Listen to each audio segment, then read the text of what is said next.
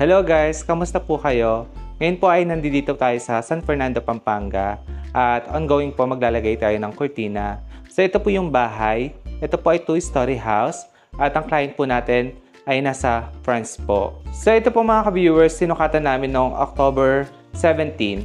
Then ngayon po November 2, pinakabit na po yung mga kurtina niya.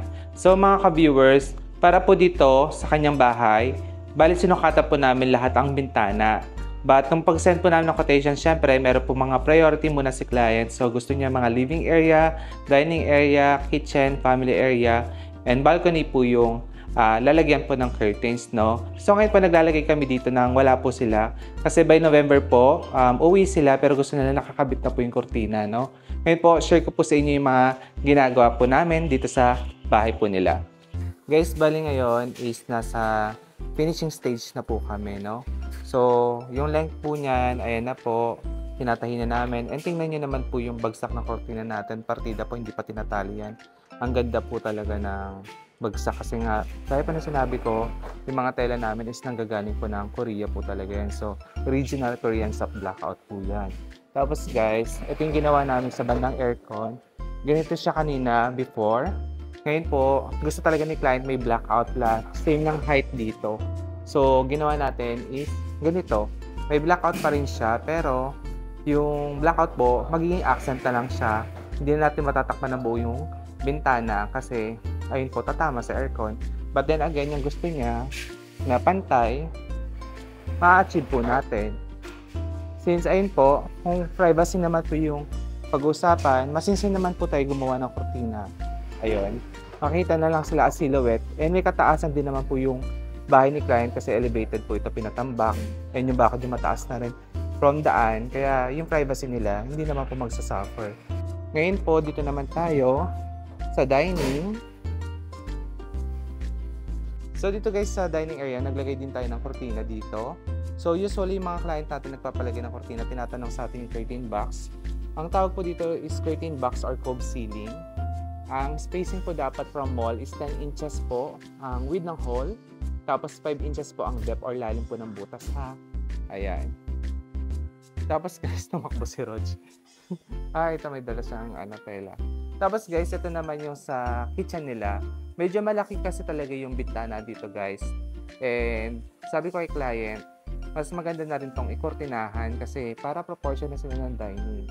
Ayan. Pare-parehas na pinakita kasi may pagka-open concept po itong bahay. Tapos guys, syempre meron naman silang auxiliary kitchen, din naman sila madalas magluluto. Kaya, ayan.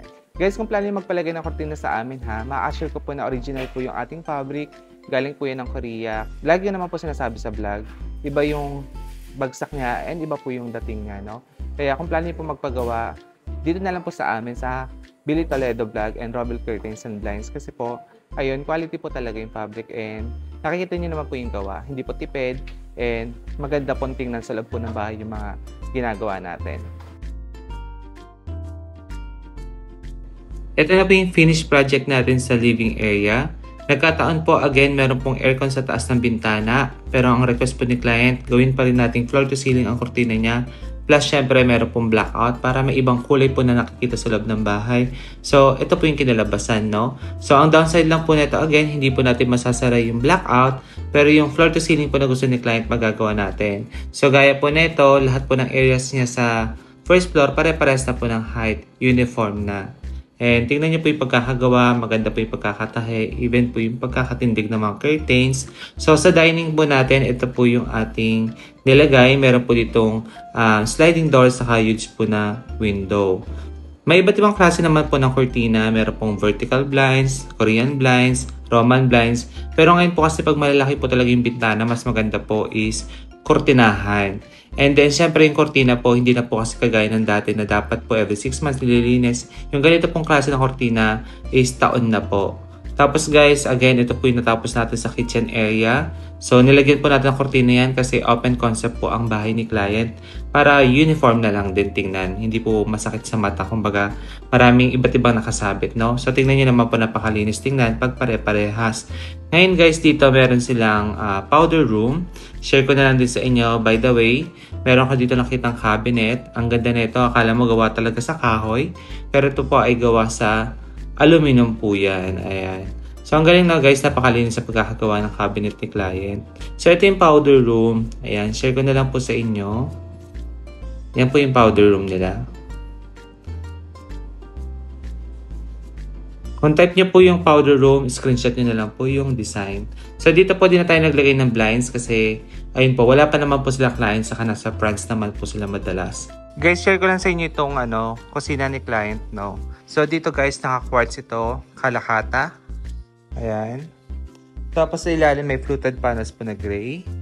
Then yung kanilang mga kitchen cabinet guys, gawa ito sa aluminum. Mukha siyang modular guys, pero again, aluminum siya. Ganito yung likod niya, oh. Soft close na rin siya.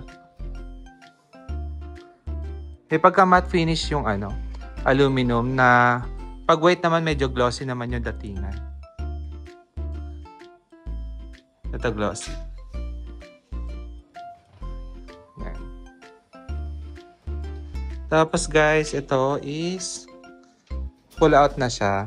And ito yung kanilang stove, induction, whirlpool. Pag talaga main kitchen guys, ito na yung kinakabit, mga induction stove or electric stove ba. Tapos cassette type yung kanilang range wood. Ayan. After po natin sa main kitchen, dito naman po tayo sa second floor. Guys, ito yung natin, finished project sa family area. Yung kulay ng wall nila guys is may pagka-gray. Tapos ito yung mga kwarto, may dalawang bedrooms po dito. So ito yung design ng pintuan. Ayan, tapos ito si bedroom number 1 na lang po natin dito sa second floor. So yan po yung kanilang ceiling. Then yung wall, yung tiles, 60 by 60. So ito guys, gaya po na sinabi ko, pinahuli po ni client yung mga bedrooms muna. Pero ito po cortina din kakabit kasi merong curtain box. Kada kwarto po may mga bathroom din. So itong pintuan po is gawa sa aluminum.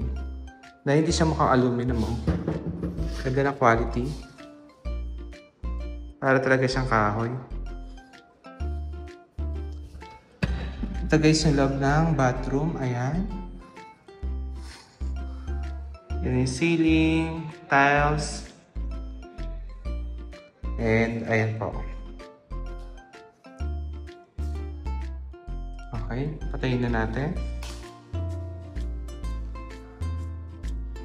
Pakita ko na lang po sa inyo yung kabilang bedroom din, Dito naman po tayo sa bedroom number 2. So ito guys. So ito yung bathroom niya. Ayan. Tapos ito na lang yung kwarto din. Dito guys, wall to wall yung planong gawin natin kortina dito soon.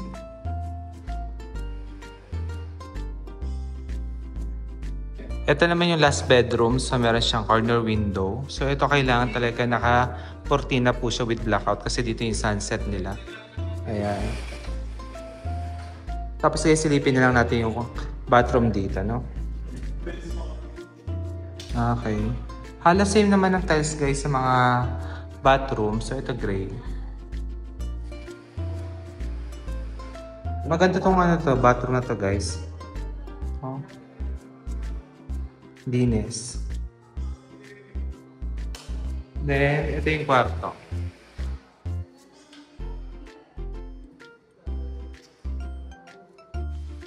And lastly, tinatapos lang po namin ngayon yung sa balcony. So ito po mga ka-viewers, medyo malaki po yung bintana po dito. Kaya ang nilagay po natin is cortina din po, no? So ito po yung kinalabasan ng ating finished product. Ayan. So same color pa rin po yung bestseller natin na almond and tan. Ngayon po, punta naman po tayo sa ating next project sa Pampanga. Next project po tayo, ito po ay 2-story house. So pagdating po namin dito sa Mexico, Pampanga, yung bahay po ni client is meron pa po mga ginagawa. So pag mga ganito po, pwede naman po kami magtrabaho sa loob basta po wala na pong painting works saka wala na pong mga dusty works sa loob. Baba na tayo ng gamit guys at mag-start na tayo mag-install. Although dumating tayo dito guys, pina-final linis pa yung house. Pero unahin na namin yung mga nalinis na talaga guys. Sige, pasok na tayo ng gamit.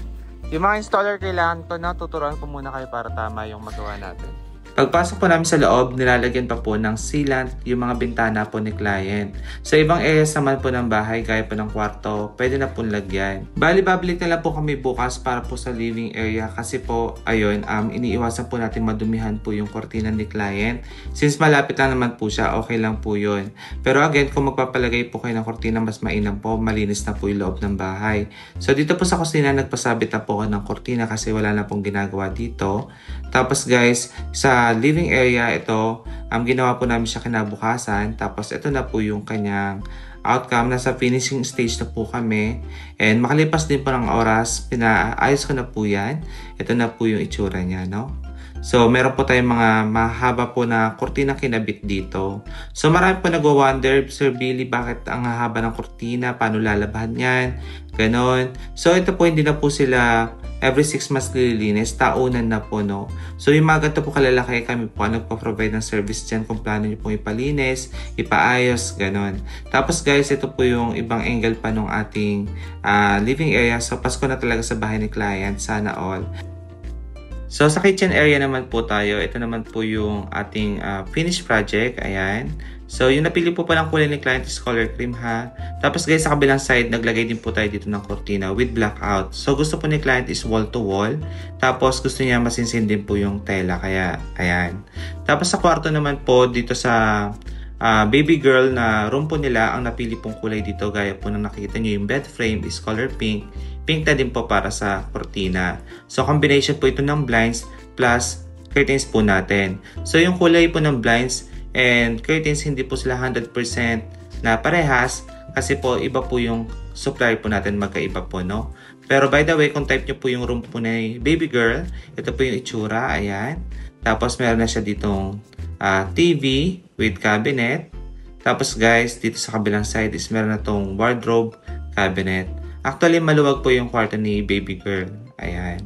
Tapos guys, ito naman po sa bedroom number 2. Ang napili po nilang kulay para sa bedroom na ito is color almond.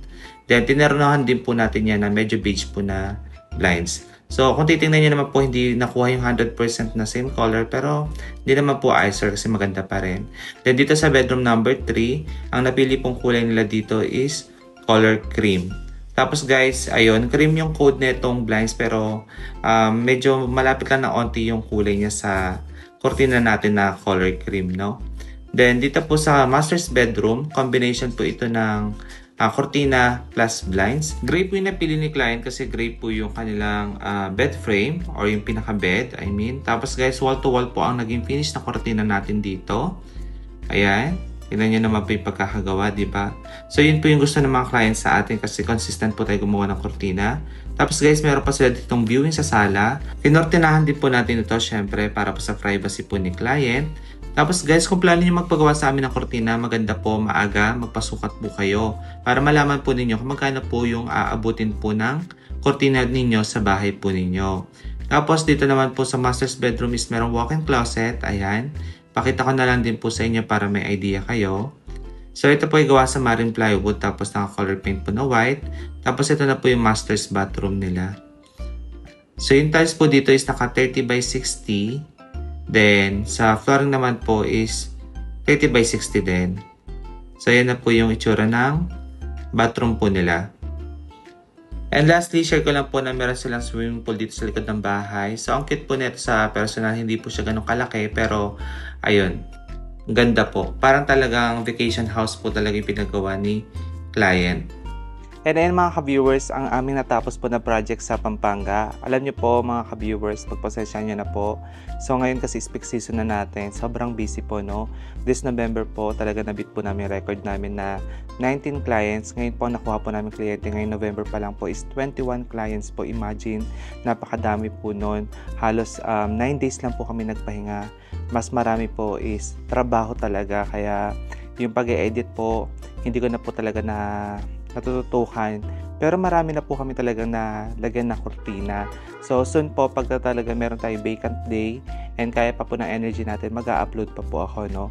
So ngayon po mga ka-viewers ha, kung plano nyo po magpagawa ng kortina sa amin, is ganito po. Pag po magpapalagay kayo, i-assure po natin na malinis na po yung loob.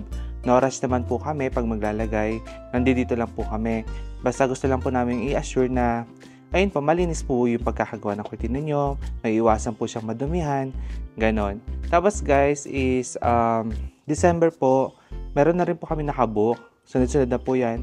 1, 2, 3, 4, 5, 6, 7, 8. Halos araw-araw po may install po kami ng kortina. Kaya sobrang busy po talaga. Tapos guys, sa mga nakakapanood po nito at plano nyo pong kuhanin yung aming serbisyo at tingin nyo pong pasado naman. So, ito po yung aming Facebook, Billy Toledo Vlog. And pwede rin po kayong mag-direct call sa aming contact number. Ayan, sa business phone po namin or business number para po directly makausap nyo po ako, no? Bali maganda po, maaga magpa-book na po kayo kasi po ang aming ikikita po ng December is 19 clients lang po, no? Kasi po talagang kailangan din namin mag-rest and ayun po, Christmas party, mga ganyan. Kaya po 19 clients lang po ang ikikita po namin. Sa ngayon po, meron po kami mga siguro nasa 10 slots po ang available po, no? So again mga ka-viewers, hopefully nagustuhan niyo po yung vlog. Meron po kayo nakuhang idea sa aming mga ginagawang kurtina.